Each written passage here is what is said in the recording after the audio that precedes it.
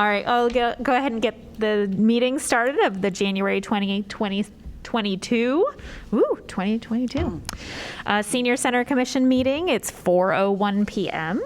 And we usually start with introductions of the people who are sitting at this table, starting with you. Me, Jeannie Beckman. I have been with this about Year? almost a year. Yeah. Almost a year. I actually took the place of someone else, but that's it. Okay. Well, we're glad you're here. I'm Linda Vogel. Can you hear me? Microphone. Lean in. Okay. I'm Linda Vogel. I've been on for 2 years and was secretary and now Maybe vice chair. vice chair. We have an appointed. And, with officers. Doug. And then I think she's going to be secretary. Awesome. So. Well, there you go. We're going to defer that till next month, though, I think. Okay. I'm Angela McConville. I am still continuing on as chair for this meeting. We didn't elect officers last month, but I think we've kind of convened and settled on some people, that separate group that was supposed to discuss that. So we might do that later today, maybe not. But I work for the City of North Liberty. I used to do senior program coordination, and so Latasha and I used to work at the county together, and so we've done quite a few things here with seniors, and I am the Johnson County representative on the Senior Center Commission. So everybody else here is from the city of Iowa City, and I live actually in the city of Oxford, and so I am appointed as the county rep to this group. And we'll move on. I'm Paula Vaughn. I've been on the commission since March of 20, so I came to one meeting, and then everything shut down. So, otherwise, had a few Zoom meetings, and now most of those folks I haven't seen without masks. That's true. So, I'm Susan Carroll, and this is my first meeting. Awesome. Welcome. Welcome. Latasha Deloach, Senior Center Coordinator and staff. Kristen Crumry, Operations Assistant at the Senior Center.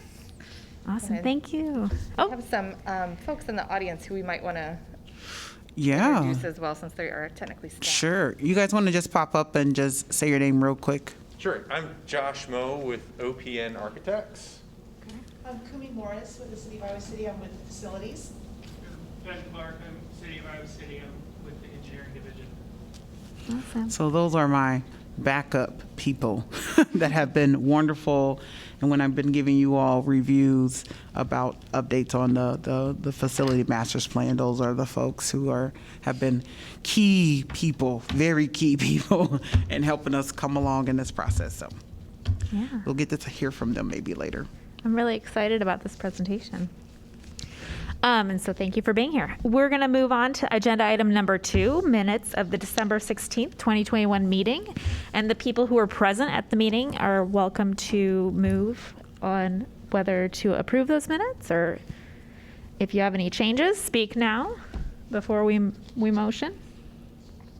I motion to approve. All right. Anybody second? I'll second. Very good. Motion and second. Everybody who approves the minutes, say aye. aye. Anybody who doesn't like the minutes, say nay. Awesome. Well, thank you, Kristen, for putting those together. It was kind of a lengthy meeting last month, so. The next item is public discussion for items not on the agenda. This is our invite for members of the public to come up to the mic and comment on anything not on the agenda. So of course we can't actually discuss it today, but we can hear from people and discuss it maybe at a later date. And we don't have anybody walking up, so we're going to move on to agenda item number 4, Senior Center Building Master Plan Presentation.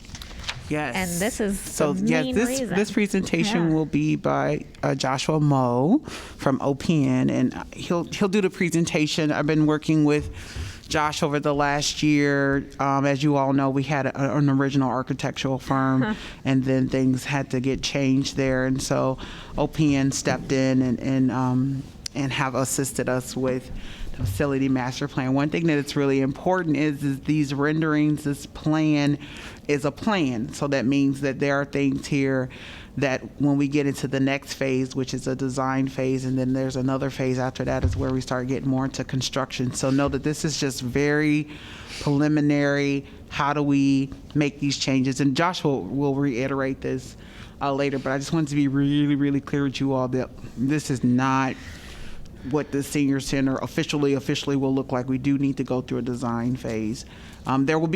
It will be very similar, but we have some more specific pieces that will need to happen before we actually start doing some of that internal work, some of the interior work, et cetera. So just FYI. So I will give it to you, Josh, so that you can go ahead and give your presentation. All right. And I think we might need to Make it light. turn the light off here so that you all can see the slides a little better.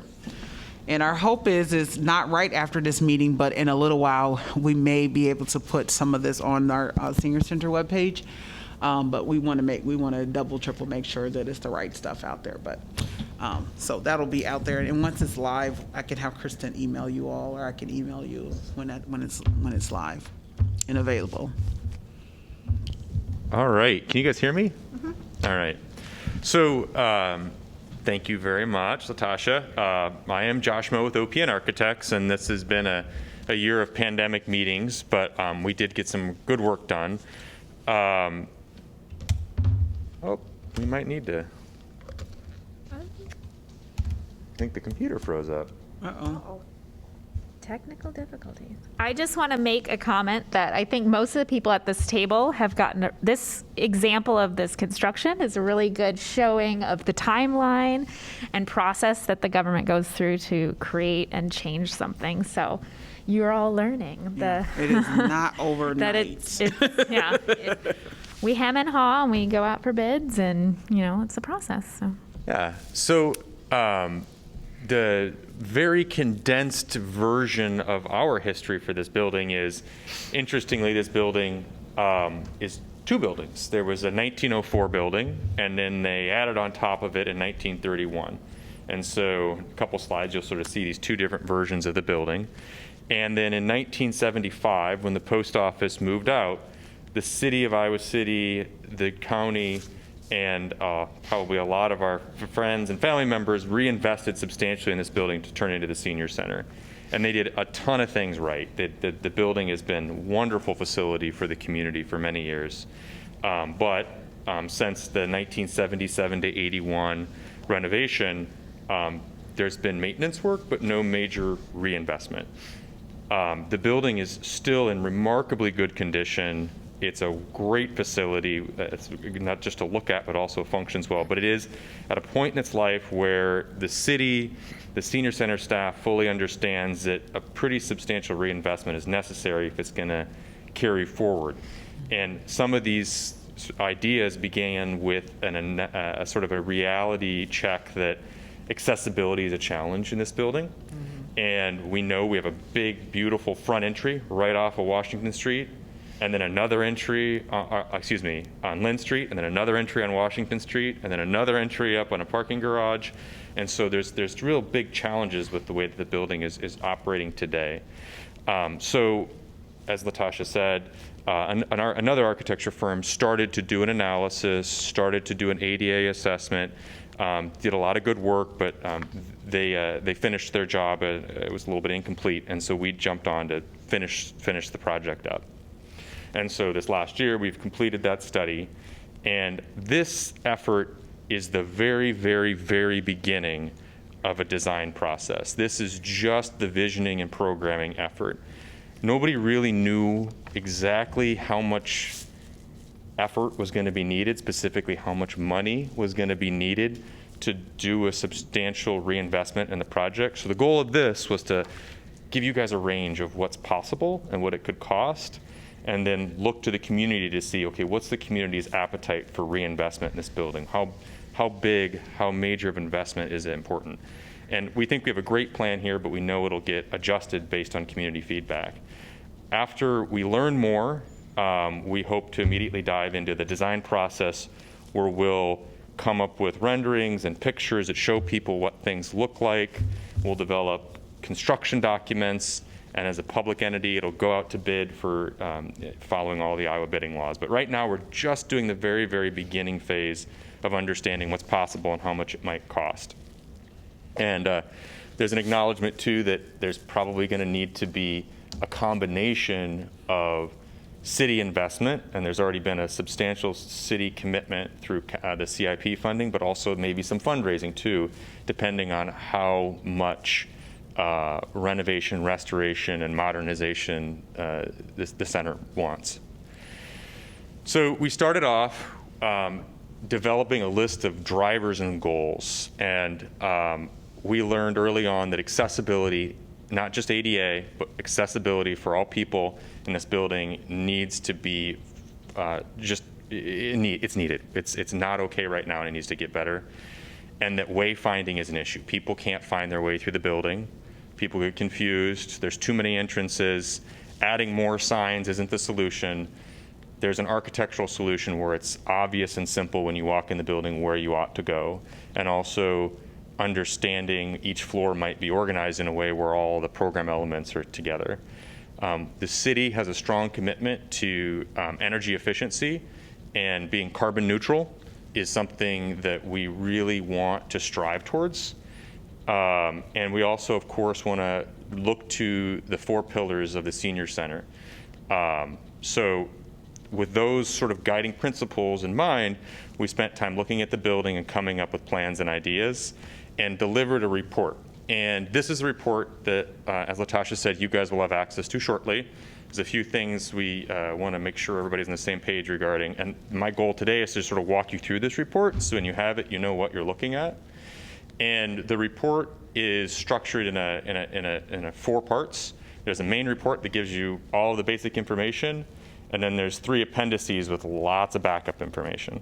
So there's been a lot of research that's happened to arrive at this report, and we want to make sure you guys have all the facts in the background.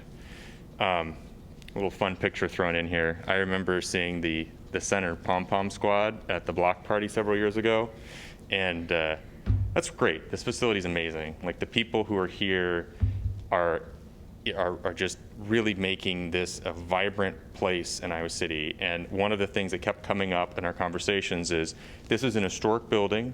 We want to respect the historic integrity of the building, but it also needs to be vibrant and modern, because the people who use this space are active, vibrant, modern people. So looking to that all of the time.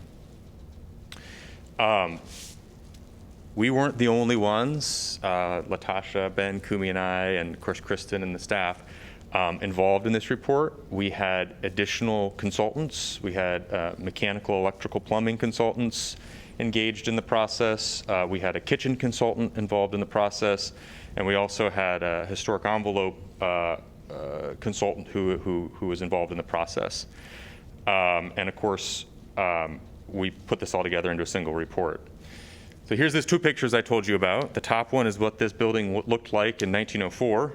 And you can see in the bottom picture, when they added on in the 1930s, you can see the dark, sooty bottom part, and they built over it.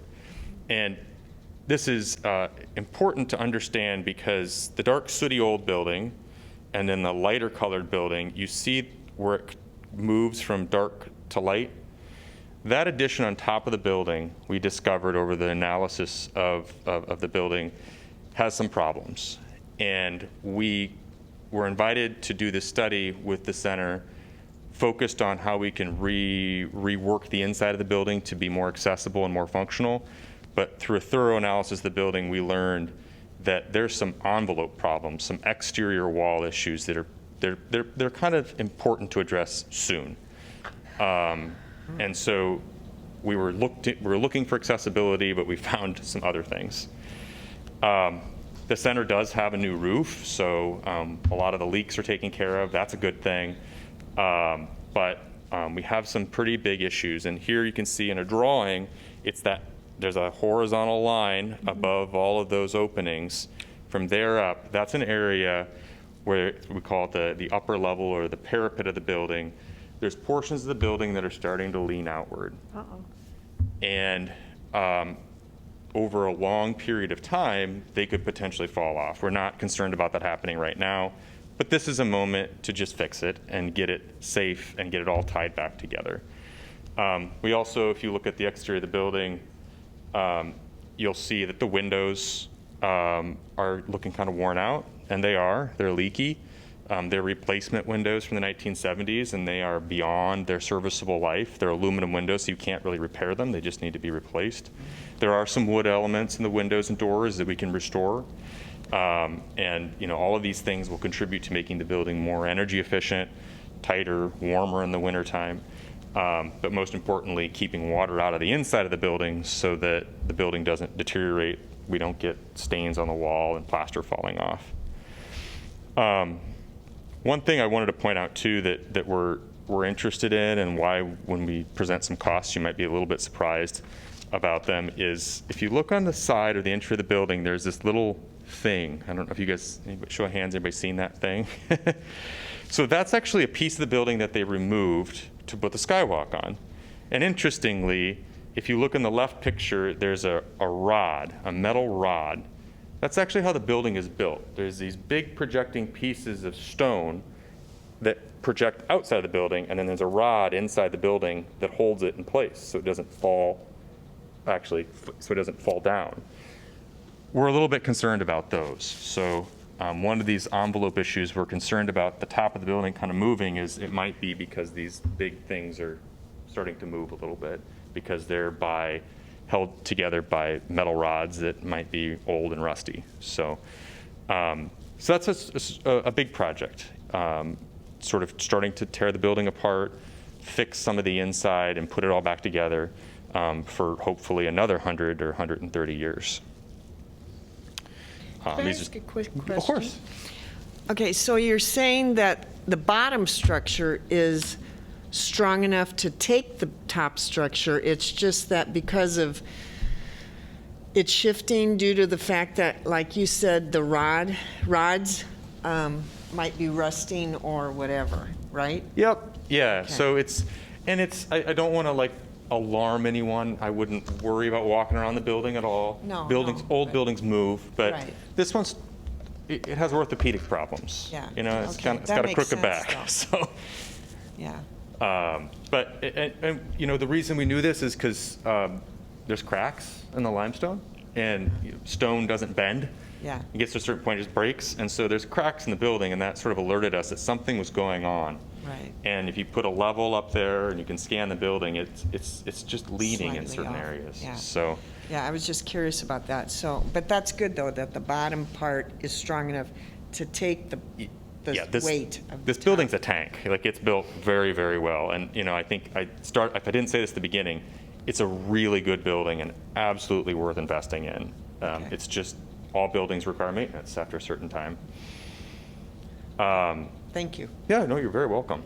So the report describes these exterior problems and then also goes on to describe some of the interior problems. And I think you guys are probably aware of the fact that it's difficult to navigate the building. I mean, that's really what the core of this is. The other part of the building that's maybe not as visible, but really important to this report, is the heating and cooling systems are just about at the end of their life, aren't doing the best job making the building hot enough and cool enough, and are an old system that's not the most energy efficient. And when you think about replacing heating and cooling, it's all buried up in the ceiling. It makes a whole lot of sense to do it all at once, to remove the ceilings and to change the heating and cooling system. Furthermore, to move towards a system that's carbon neutral, you'd use a totally different kind of heating and cooling system. It's not possible to do net zero on site because there's not enough space for solar panels, and you guys don't have a big area for geothermal heating and cooling. But it's absolutely possible to buy green energy to make this a net zero building. It's also very possible to reduce your energy consumption dramatically with new systems. So those, I think, are the sort of three big building blocks. Is we have the outside of the building that needs attention, the inside of the building that just needs to be kind of rearranged so it's clearer for people, and then re-envisioning how the building is heated and cooled. So So rooftop solar is not an option for this facility? Can you repeat that? Rooftop solar panels aren't an option, like the HHS building in Johnson County, So you could put some panels up there. but it wouldn't offset enough to make worth it? Or? Yeah, and so Okay. one of the challenges with solar too is it's competing for space with the other rooftop units or other rooftop stuff that you need, like heating and cooling units and air handling units. And this building also has sort of a donut at the top, if you ever noticed. And so there's big shaded areas too. So we briefly looked at, would you put it on the parking garage, but we didn't, like, stealing parking spaces is not an efficient way of using space. And, No. No.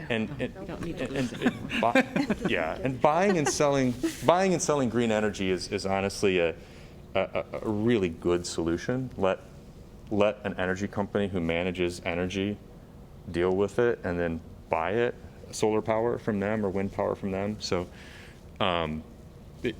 you could put solar panels up there. It wouldn't be enough to do the whole building. So As part of the sustainability working group of Johnson County, I had to actually throw something in like that. So. But yeah. I totally follow you, yes. So yeah, we're working. Actually, OPN is working with Johnson County right now, and so it's very admirable Becky, that you guys yeah. have a solar field south of your facilities, solar all on your roof. On the The roof. county has this good roofs for that. Yes. We don't have the best roof for that Okay. here. So. Okay, just Or floor space. So excellent. maybe can you arrange for the county to sell some to these guys?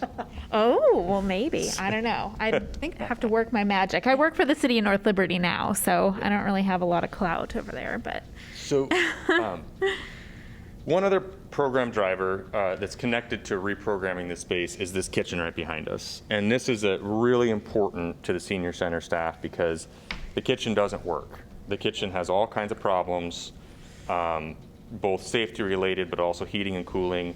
And there's a repeated community desire to have a commercial kitchen that people can rent, so it would be a potential source of income, and also to have a place to maybe do education for maybe cooking by yourself classes or just cooking for groups of people, and then also to serve the functions of the space. So in addition to the other sort of rearranging spaces, this kitchen became a big project. We spent a lot of time getting this much further along in design than the rest of it, because we wanted to get really good costs on how much it would cost. Because right now we're thinking that that's going to be, envelope work first, and this kitchen project right after that, as soon as they can, because it's very, very important.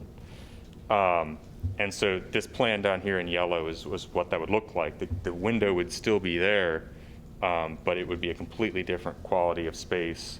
We'd get rid of the big walk-in coolers. It would make a lot more space for people to actually have classes in there, and move the big hood away from the middle and to the side of the space, and also meet some of the food safety requirements that are needed too. So we worked with the kitchen consultant on this, and we're pretty comfortable that everybody likes this plan. So the other plans after this, though, are more like this, where when we get into a schematic design and design development, we'll decide exactly where the furniture goes, exactly where the door goes.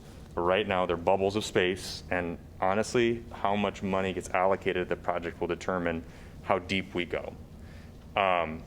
This is the third floor.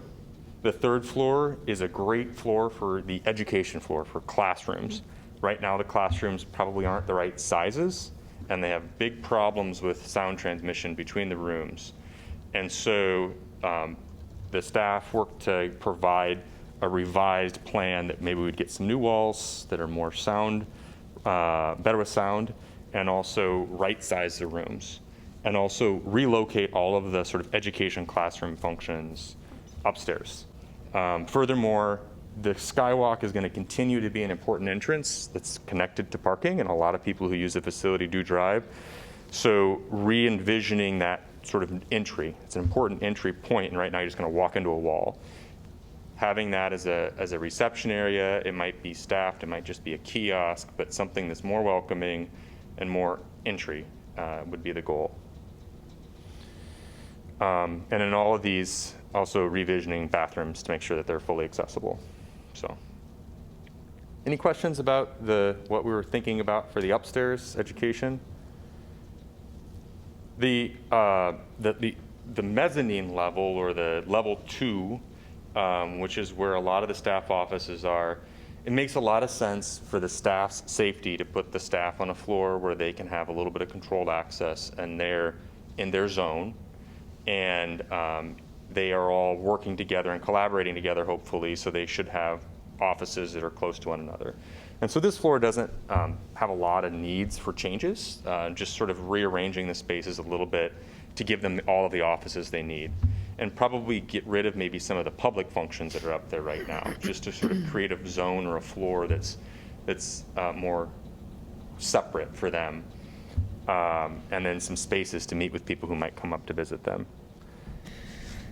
Is this where some of the mechanical stuff is too, on the mezzanine level, or? Yeah, so above the kitchen, kind of over there, it's just big air handling units. Yeah. So the space above me right now is where a lot of the offices are, and we wouldn't expand the space in any way. We'd just divide the spaces up in a little different way. But because there's windows up there, we're pretty limited on what we can do. It's gonna be a certain layout of offices, unless you want a wall running into a window.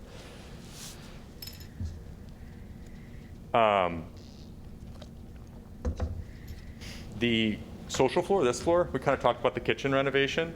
The main hall is in great shape. It maybe needs a finish refreshener. We're talking about, maybe changing the pass-through for the dirty dishes, and rethinking maybe how some of the storage works.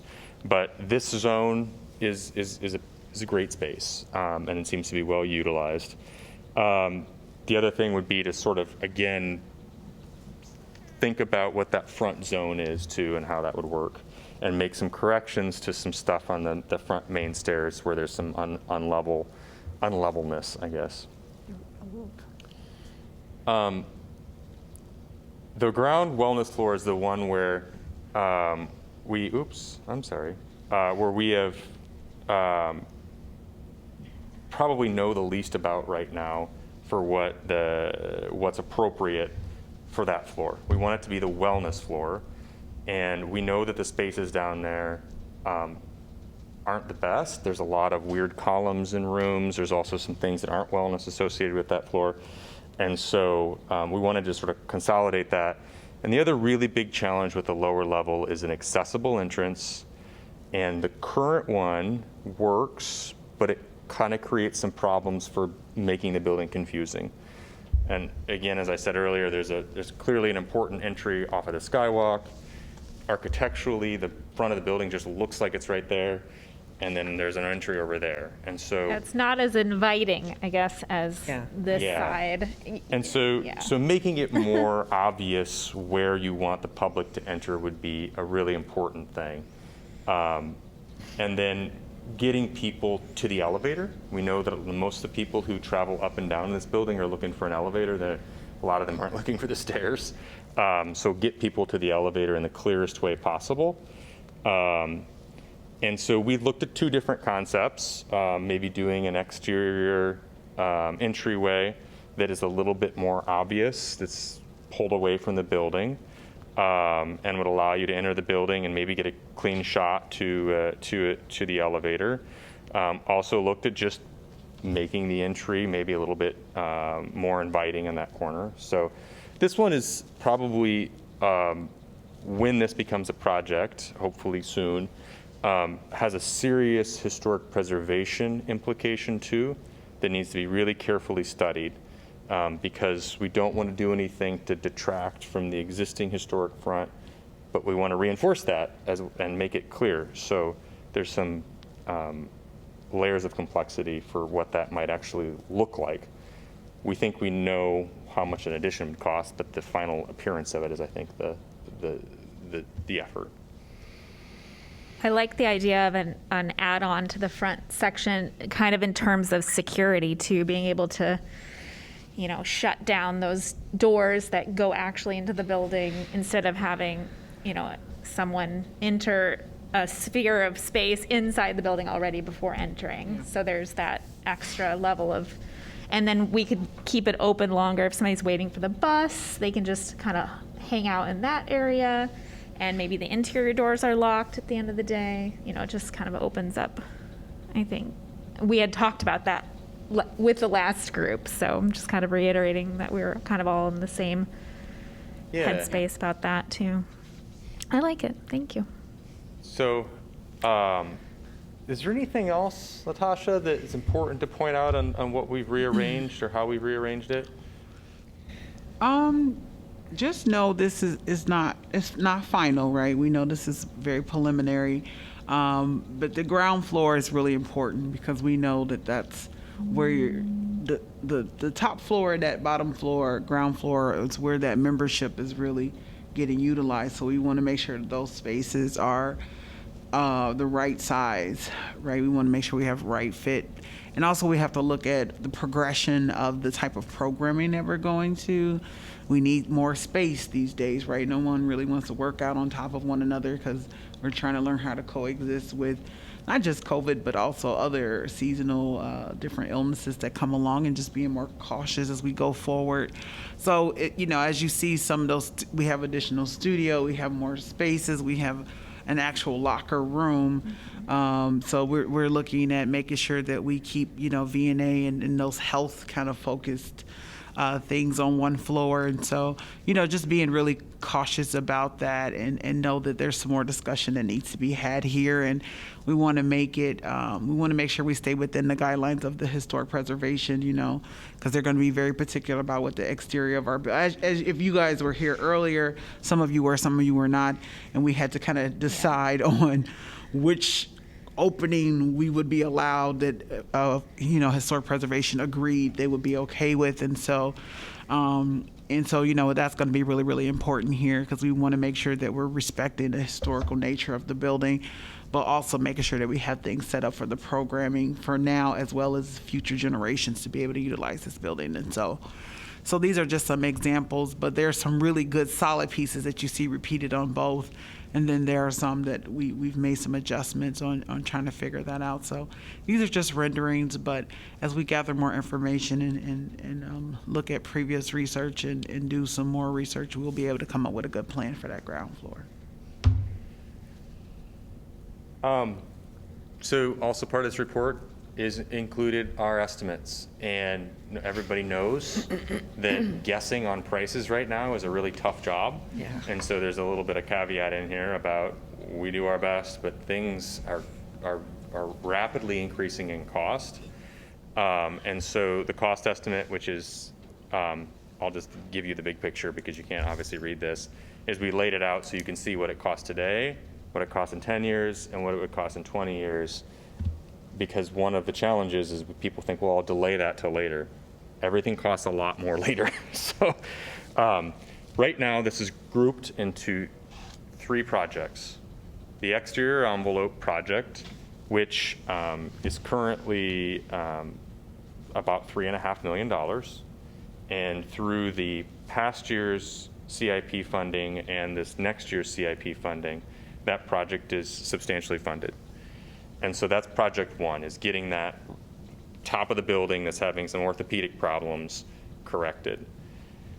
Project number 2, that's also funded through the CIP funding of 2024. So, these 5-year plans. That kitchen is about $1.3 million, $1.4 million to do that. And kitchens are just expensive. I think most people understand the equipment itself is expensive, but also all of the finishes and all of the heating and cooling equipment that goes with it is expensive. The last phase are the interior renovations, those bubble diagrams we looked at. And that's about $10 million worth of work. And currently the CIP funding does not cover that. So that earlier slide I showed about, we're sort of pre-designed, we're pre-schematic design, and there was a line on there that said fundraising. That's to sort of put a line in the sand, is if you guys want to completely redo the entire building on the inside, all new mechanical systems, all new finishes, reprogram the space, it's a substantial investment. And there's also an opportunity to do less. And if the fundraising effort or CIP funding doesn't cover it, then that's when the bubbles maybe change size, or maybe there's a little less of the building that gets done. But so $3.5 million for the outside of the building, about $1.5 million for the kitchen, and then almost $10 million for the rest of it. And again, I put the numbers, if you were to wait until 2032 to do the project, it suddenly is a $15 million project. So it gets more expensive. Any questions about the big budget numbers? I know those are really big numbers to throw at people, but it's a big building. So, and if it's done right, the last major investment was in 1977 to 81. It lasts a long time if it's done right. I mean, there's been maintenance and update and care, but major, let's pull it apart, refresh it, start over, it's been a long time.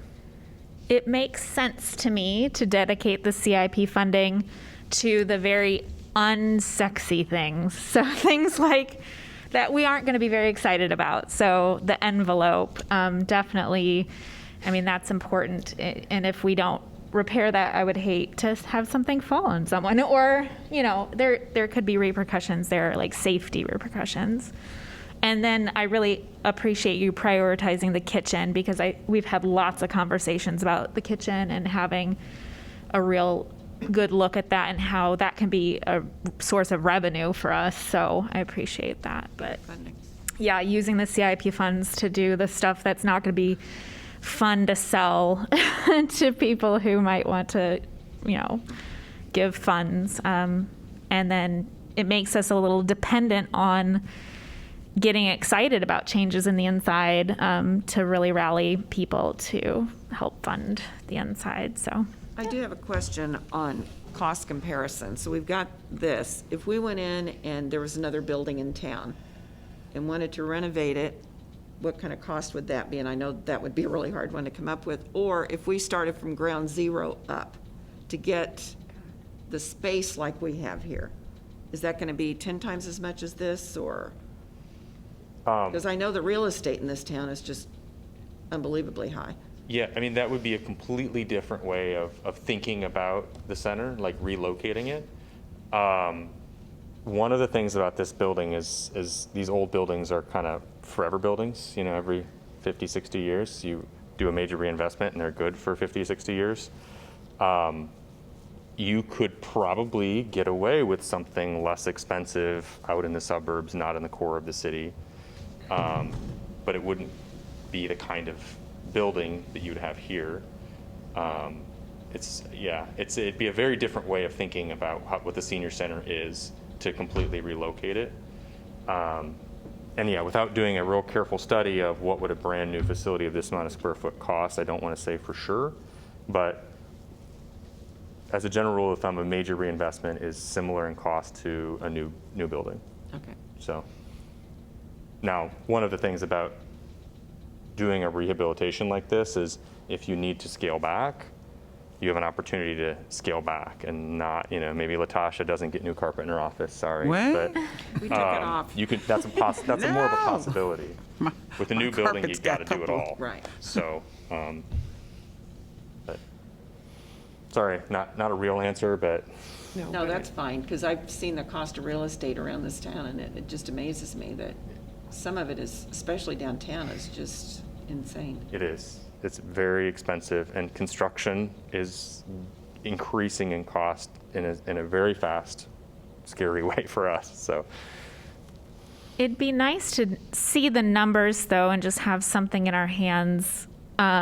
I know when we were talking about building our new North Liberty City Hall, that was our first step, is what's the cost, what's the analysis of just staying in this place, this leased place, and renovating it to meet our needs versus building new. And it kind of helped justify building new for us, whereas maybe if we had some sort of numbers, we can justify, okay, we're going to invest in this building. We don't want it to be an old, like you said, you want a fresh building for, this is a fresh group of people that are using this building. We don't want this building to age or aging, I don't know. Yeah. trying to make sense, but it'd be helpful to maybe have kind of that analysis just to, see what that would cost. I'll look at my friends from the city for that, if they want us to do that. It wasn't a terribly high number that we spent on that, but I think it was worth it for us at least. And then we have talked about that moving, to a different location just because of parking, just getting somewhere outside of this downtown area so the seniors can feel comfortable traveling down to our location or transit not lining up exactly with this location. Things like that have been on our minds. We had somebody come talk about the parking garage last month, and so it's been, a constant struggle. How do we get people here and get people comfortable coming here and parking here and moving around downtown? So we've had discussions of maybe being downtown isn't the right answer, maybe being on the more periphery, but I don't know. Sorry. Speaking a lot today. That's a good point. I understand the question, so. But that would be a city thing that would instigate.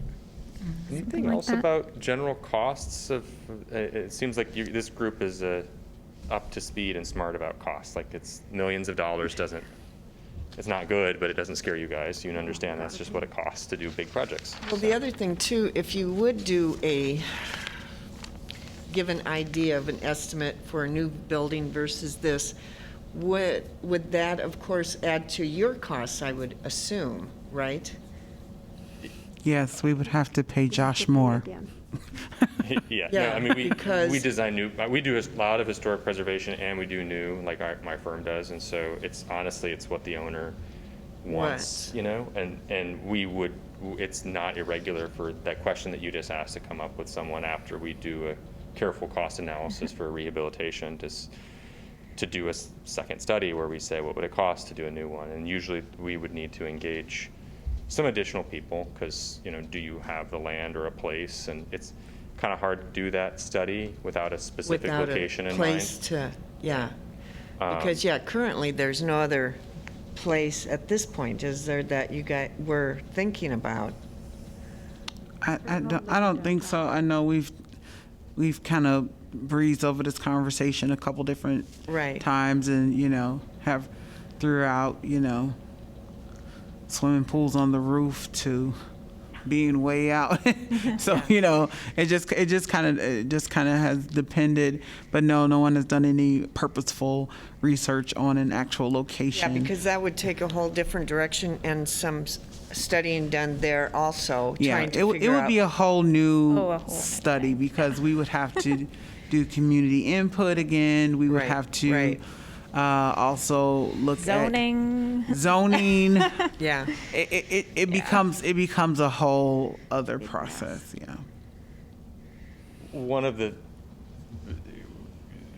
benefits for doing that kind of study is we've developed a program.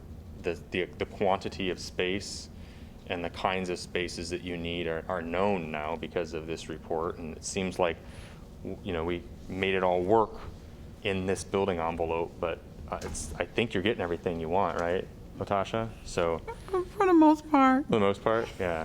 That's where it can kind of get. You do it, you're confined to this building. We know how much space we have. You do a new thing, maybe they do add a swimming pool. Maybe they do add, a big parking lot with an outside exercise facility. Yeah. So, I have an idea. It's a good question. Well, a couple of meetings ago, we talked a lot about parking and the issue of parking. So where is that in your proposal? Do you have any parking at all considered? The existing parking is to remain. The entry from the third floor of the parking garage just to our north is, Okay. there's no Because no additional parking. Yeah, we don't, outside of this building, we don't own any parking spaces. Right, and you're not expecting any to appear out of somewhere? No, no, not at this time. The squares we have are the squares we have. We definitely parking is always on our mind, especially right now with it being in need of repair. And so, yes, this study does not include anything about additional parking spaces. Okay, yeah, I just wondered, because we had quite a discussion about parking, and that the response to that seemed to sort of hinge on how we were, were we going to stay here or go somewhere else? And we haven't really talked about it since then, so. Okay. The other thing with the demolition across the street, and I saw who bought it, would there be any feasibility to plead our case with those people to please think about putting in parking before you do your high-rise above it? I believe that, I don't, now this might be other city folks. I don't know all this, that's private, Right. It's not a public. So I believe that a part of that is that they have to provide some, if it's going to be an apartment complex, they have to provide some form of parking there. I don't want to speak out of turn because I'm not sure. I've not looked at any contract. I haven't looked at anything. I just want to be really clear that I don't know what I'm talking about exactly, but I believe that those folks are going to put some parking there for the people that will be living in that building, but I don't believe it'll be open to But the nothing public. extra. I don't know. Now, like Right. I said, I don't know for sure. Right. I think one of their selling features on doing this, though, was that they wouldn't need parking because they were targeting the kids and they'd walk to school and. No, Yeah, I don't it's think like, that that's went. not I gonna don't think work. that went down as well No. as that. So, but I'm not sure. Like I said, I'm not sure. We have in the past reached out when the parking lot was still with the other organization about trying to see if we can get rotating spots or certain time of day, and it just didn't go very far. And so, yeah, parking will continue to be a thing. But what we have done and continue to do is I just recently received a number to reach out. There are some senior programs with the LIFT program, with LIFT, and nationally, and seeing if there's other ways of transportation to the senior center instead of trying to make parking the only thing. Since we are looking at sustainability and trying to be green, what are some ways that we can be more efficient in getting people to the building? And so instead of just trying to get, it's one class and 30 people are in a class and everybody drives their car.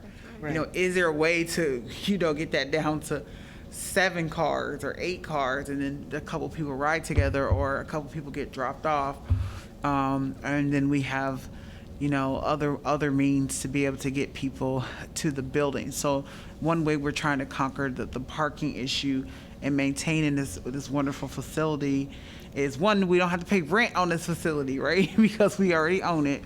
And it's, right now everything that's going into this is going to be dollars to fix it up and turn it into what we want it to be.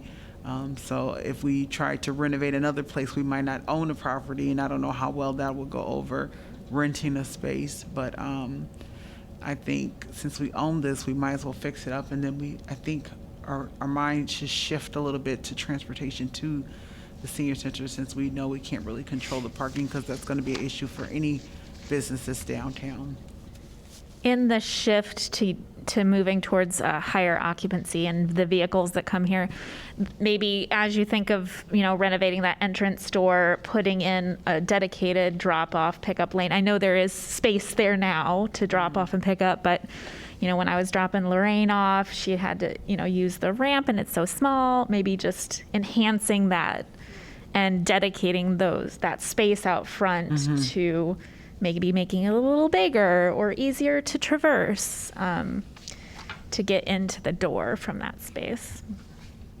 No, those things sound more feasible. Those Yeah. things we might have some more control over the ramps or the sidewalk area out there. I mean, obviously we would have to go through a process, but in our process of what this looks like on the outside, that definitely can be something that can be suggested, and we'll see what that looks like for sure. No guarantees, because I only got the ability to speak on this building. So, in short order, you guys will get this report we just walked through, and it'll have accompanying it 3 other things, and it is backup for this discussion. And so there is a a couple 92-page report that details all of the envelope issues. So if you guys want to really get to be the experts on what the problems of the outside building are, they're all listed there. And I'm happy to answer any questions about the specifics of masonry joints and window restoration. But we won't go through that with the group today. But just so you know, there's a big report about what's going on at the envelope. We felt like that was warranted because it was not exactly what we thought we were going to get into when we started the report. And the city's already agreed to invest pretty substantially in that. So the other thing is there's an engineering report that talks about those heating and cooling systems that are, getting at the end of their useful, serviceable life. There's a point where things break and you can't buy parts for them anymore, and then you have a real big problem. So it's always wise to replace them before they're not serviceable. So that's what this report is. And it also does an analysis. I do want to point at one thing that took a fair amount of effort for our consultant to do. And there's some charts and graphs in here that help you guys understand what the reduction in energy consumption could potentially be and how we achieve some of the city's carbon neutral goals. And so that was a substantial effort to understand what we would need to do to get there, and it's absolutely possible. Also, on a sustainability note, reusing existing buildings is incredibly sustainable. Like the gas that you use to heat your house or the electricity you use to illuminate your rooms is a lot less energy than the amount of energy it takes to build a building. So reinvesting in this building, reusing the bricks and mortar and structure is inherently a very sustainable choice. So in addition to, we can reduce the we call it operational carbon or operational energy. That's the heating and cooling and lighting. We can definitely reduce that through renovation. You can also really do good by sustainability by reusing an existing building, this one or another one, but we were specifically focused on this building. The last report, their appendices, is the food service report, and that gives you a little bit more detail about what all those squares and boxes and things are in that floor plan. What's a cooler and what's a griddle and what's a hood and what's a refrigerator. But that's all in the food service report if you want to learn all the ins and outs of the kitchen. I think that's it for the report. Unless you guys have further questions for me, I know our goal is to have a couple conversations with the city and Natasha, and then get you guys this report in your hands so you can study it. And then I have some notes from your guys' questions today, but anything else? Thanks for your time. Thanks for entrusting us to work on this project. Thank you so much for completing this project for us. Kumi or Ben, did you guys want to add anything in addition to this report? Did you want to highlight? Josh, you did a nice job with that. Yeah, that's So, awesome. Our next steps, our first point of funding is for the next 2 years to do the exterior work. And so our goal is to, we're working through the process of getting a contract for a consultant to help us bid out, put together drawings and plans for the exterior envelope. And we expect that to take over 2 years to do that whole, all that work. And so, so that's the next step. And then in 2025, the goal there is to start some of the interior renovation work. I think the total dollar amount is close to, was it like 6 million? I'm sorry. No, it's okay. I gotta look. You'll see here, I know. Are you talking in fiscal years or calendar years? We are talking in fiscal years. It's capital improvement project funding. What the exact funding is over the next 5 years? Is that what we're looking for? It's 6 point. It's like 6.13. But broken up. Yeah. It's over. It's close to 6.2, but I think it's 6.1 something. And then the past year's allocation. Yeah. Right, that's about Yeah. 700,000. Yeah. So those are next steps that you'll be seeing come through.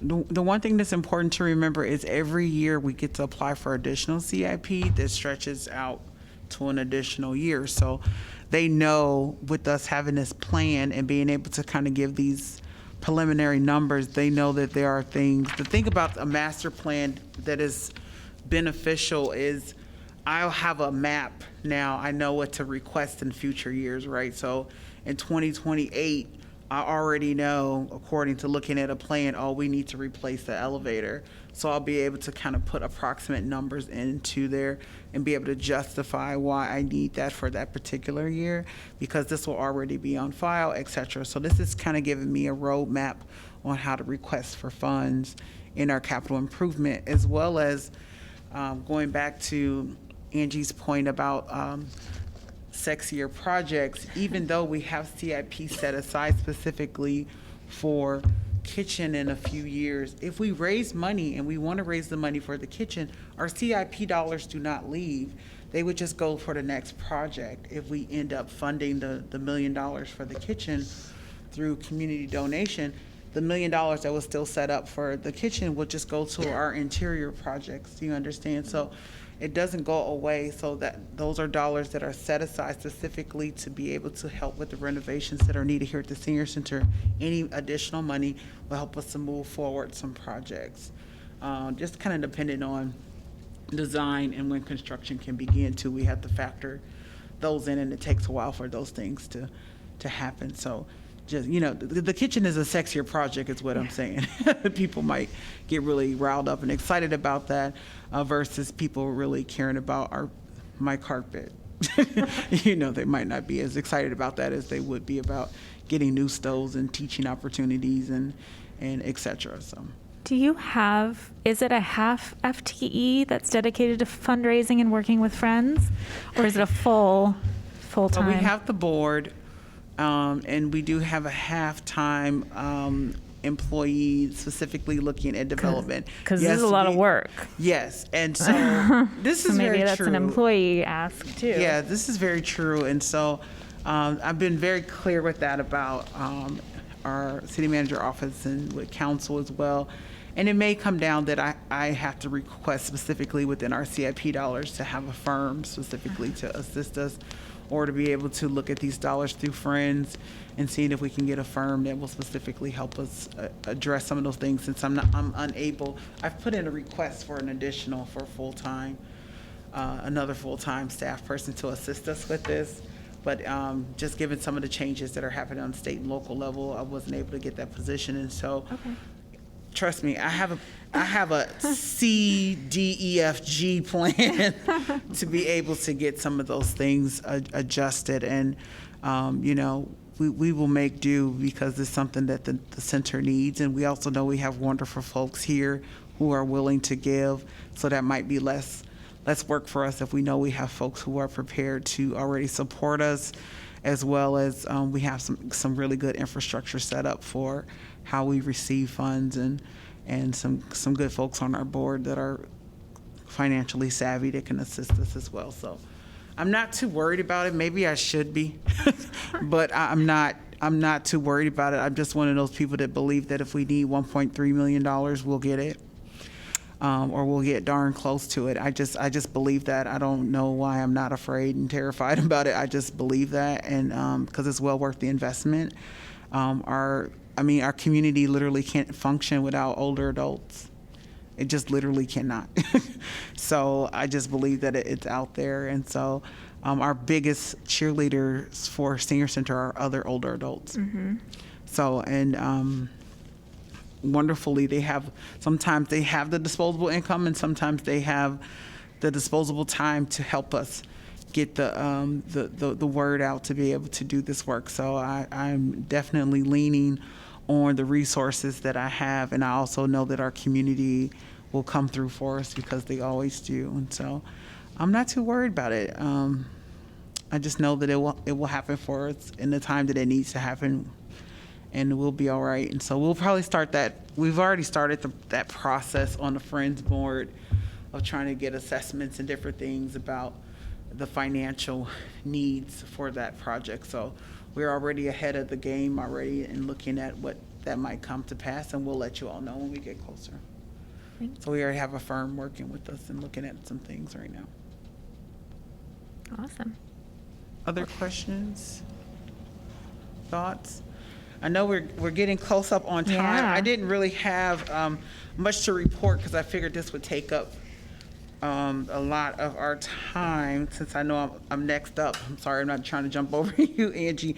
I didn't really have any programming updates. This is kind of taking some time, and then we have some other internal operational things that we're doing that I really wasn't going to report on because they're just kind of internal things. So that was kind of the programming and the building update. But I'll leave the rest open for Angie to finish up. All right, we'll just move on to agenda item number 6. And thank you for coming. I mean, you're welcome to hang out while we do the really unfun stuff. But we've you guys really so had a much. senior center master plan discussion tonight. So I don't think, unless you have anything else you'd like to communicate with this group, this has just been one of those ongoing agenda items. Probably not. Awesome. Well, then let's move on to nomination for chair, vice chair, and secretary. I'd like to table this until next month, if that's okay, just because we are running low on time. But we do have people who put themselves up for nomination, so we will discuss that next month.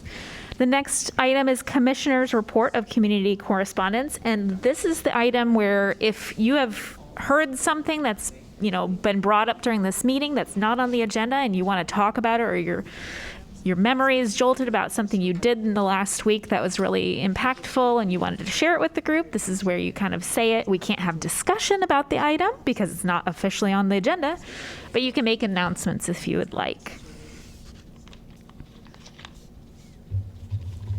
All right, we will move on to future agenda items. So we had this presentation this month. Is there anything else that we would like to talk about specifically and have, conversation about next month? Oh my goodness gracious. Then we're done. I'm going to adjourn this meeting if nobody has anything else to say. Okay. It is 5:03 p.m. and we're adjourned.